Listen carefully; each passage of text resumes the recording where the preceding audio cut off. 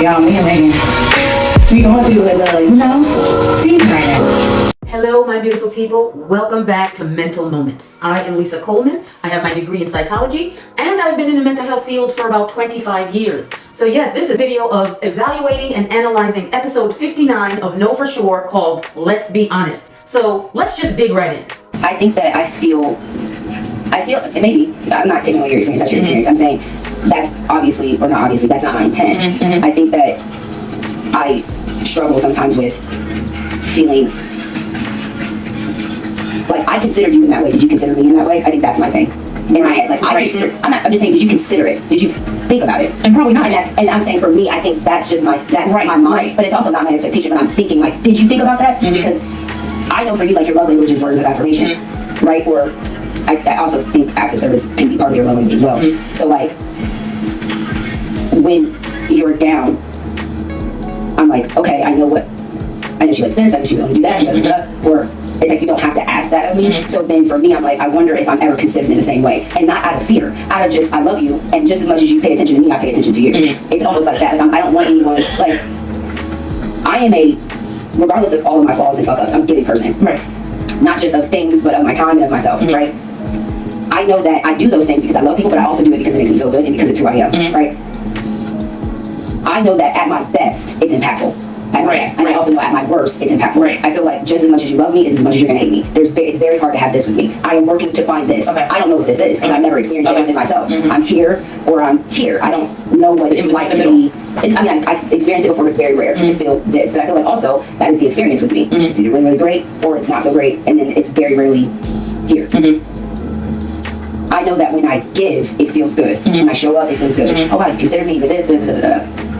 And then when people do for me, I don't want them to do for me out of what I did for them, but do for me because what I did is who I am. If that makes sense. So when you show up for me, when we were discussing this, when you show up for me, I love that you show up, but I also can feel that you did this not because you love me, because you're afraid that if you didn't do it, it's gonna make me upset. Out of fear. For me either. So then it almost becomes counterproductive. And I'm like, am I not just worthy enough to show up for it? So Megan actually replied to the Simone by saying that was not her intent. She was not trying to hold her friend accountable to her own personal strict expectations. She said what she was thinking, even though she was not trying to project it outwardly, but in her head she was thinking, I consider you in this particular way when I show up for you. Do you consider me in the same way I consider you? Even though she's saying, I don't actually say it, this is not my expectation, but in my head, I'm thinking this. And B. Simone replies right away and said, probably not. I would not consider you in the same way in which you consider me. And I just felt like that was an honest reply, because think about it. We all are individual human beings. There is no way possible for any one person to think the exact same way of another person. It doesn't matter how much you care about them or you love them. To sit there and say, I am going to consider you and what I should do for you or how I should show up for you and have the same thoughts of how I want that to look, the same way that you want it to look, and we're going to be just linked mentally as far as how we think about doing things for each other. It's just never possible. People are going to do things so differently from each other. Even though two people love each other, as long as a person is showing love to another person, whether it's a friend, a spouse, a family member, and they're both equally showing each other love, whether one person is thinking the same way as another person is irrelevant. So I just thought that was a very interesting way of thinking, that Megan Ashley is just saying, hey, I was just thinking, I don't expect you to do it my way, but I was thinking, do you consider me the same way I consider you? And these are just my thought processes. She also goes on to say to B. Simone that when you're down and you're feeling low, I automatically know exactly what to do to pick you up. You don't have to ask, you don't even have to reach out. I just know exactly what to do. I'm able to jump right in and just do these things for you. And she again says, I wonder in my head, do you think of me the same way I think of you? Do you do the things for me the same way I'm doing the things for you in the way I think of doing it? There is no way, shape, or form that anyone could possibly do anything the exact same way someone else is doing it, or think about it in the way they're doing it, or have the same mannerisms or the same mindset. Like, it's just not possible. And if Megan Ashley is hung up on that, boy, that could put a huge strain on a relationship. That means everything that B. Simone does for her, or whatever way she shows up as a friend for her, she's always going to be thinking, did you do it because I did it? Or did you do it out of the goodness of your heart? Because I would have done it out of the goodness of my heart, but I think you're just doing it because you just don't want to upset me, or I just think you're doing it because you just don't want to let me down. And if these thoughts are constantly ruminating in her brain, there is no way a person could possibly win with her. This is a lose-lose situation because you can't stop what she's thinking. If her brain is thinking this and it's already in her head, there's no way to take that out of her brain. It doesn't matter how many hoops you jump through. She's going to always think, did she do it out of the goodness of her heart, or is she just doing it based off of reciprocation?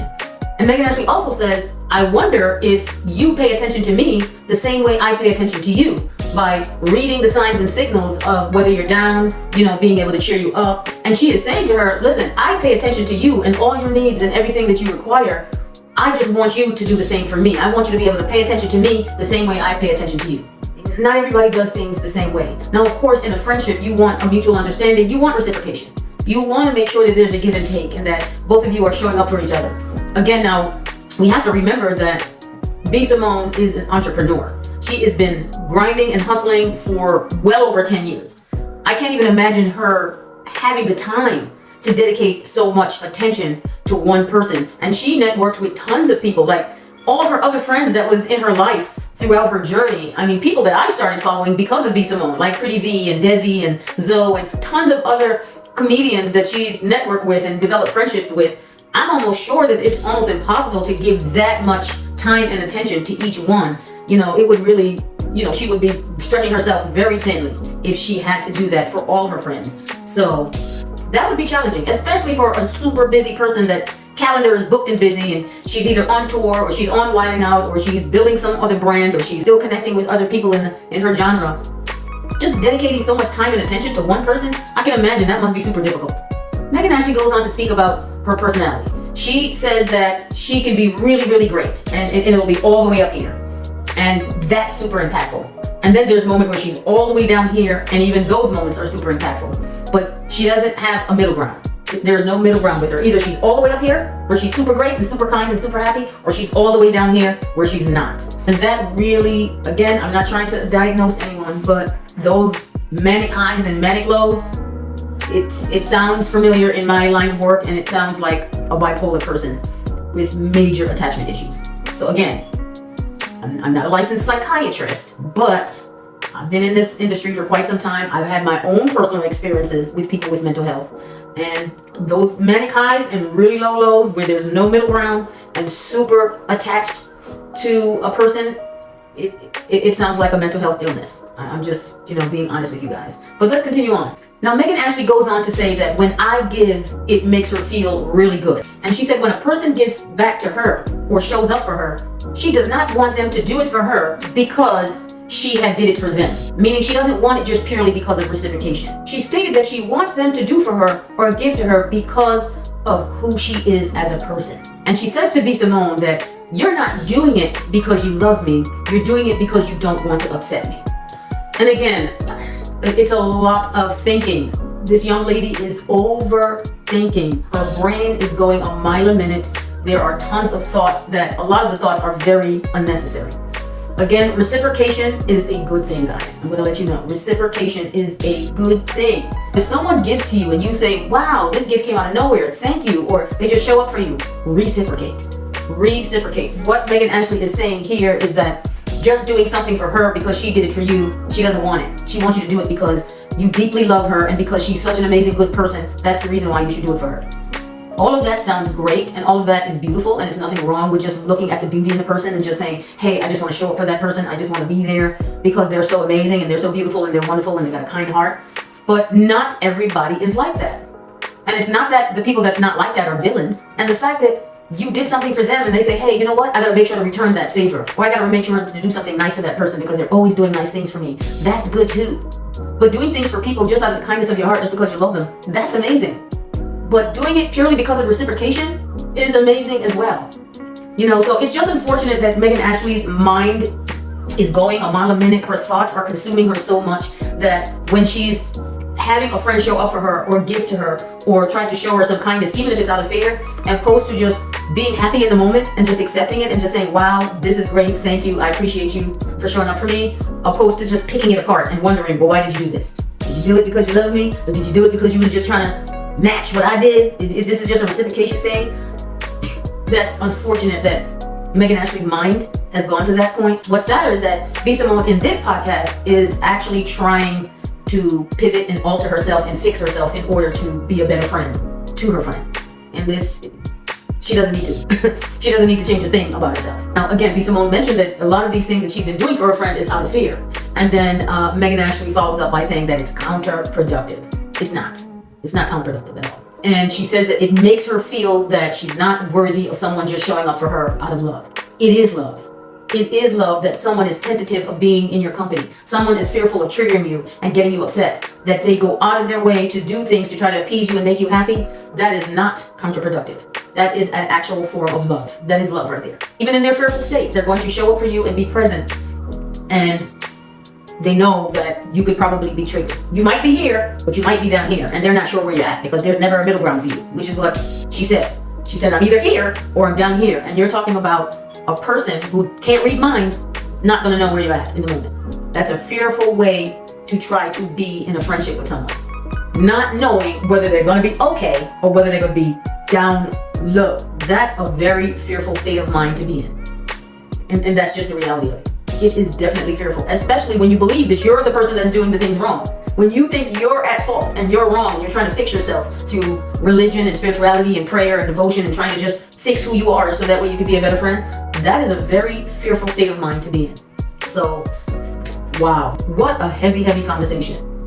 So let's go to the next segment. I feel like, and maybe I'm talking this in real time, maybe it started off as showing up, and then I maybe didn't meet those expectations in that moment. So maybe I did show up, and it wasn't the right way, or the right timing, or the right, well, you showed up, but you didn't do this, or so then it's like, well, I'm not showing up the right way. So, okay, so then it turned into showing up out of fear. I started off showing up for you out of love. Like, I've been doing it out of the kindness of my heart. Everything that I put into our friendship was done out of love. And that was how I started.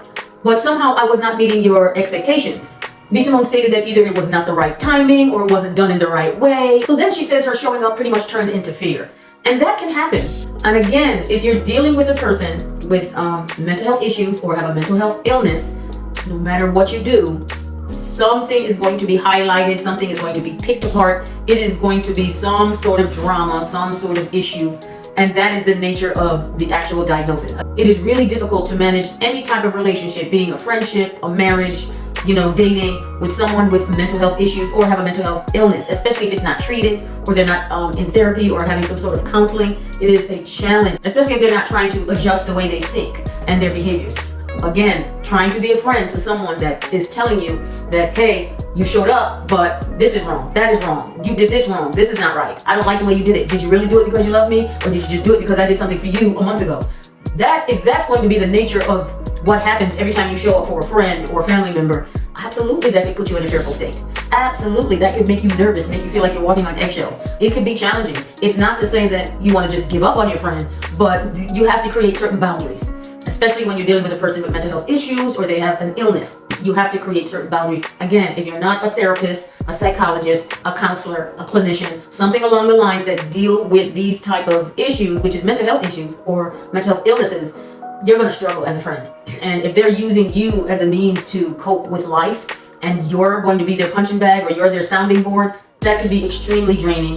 You could be, again, in a fearful state of just feeling like you're always doing something wrong. You will constantly feel like you are wrong and you are going to try to figure out every way possible to fix yourself when the only thing that needs to be fixed is the person that is actually suffering mentally, that's having all these thoughts. All these thoughts that are projected onto the friend has nothing to do with the friend. It's the person and their mindset. And again, this is just my analysis. Again, I am not diagnosing her, but there is some mental health situations going on here. Megan Ashley's mind and the way she thinks is definitely challenging the relationship. Well, that is it. So stay tuned for my next video. I will be posting very, very soon, guys. Please make sure you like, subscribe, and ding that bell. I'm trying to increase my followings. I have a lot more videos to come. Please stay tuned so that way you can be notified when I post my next video. Toodles!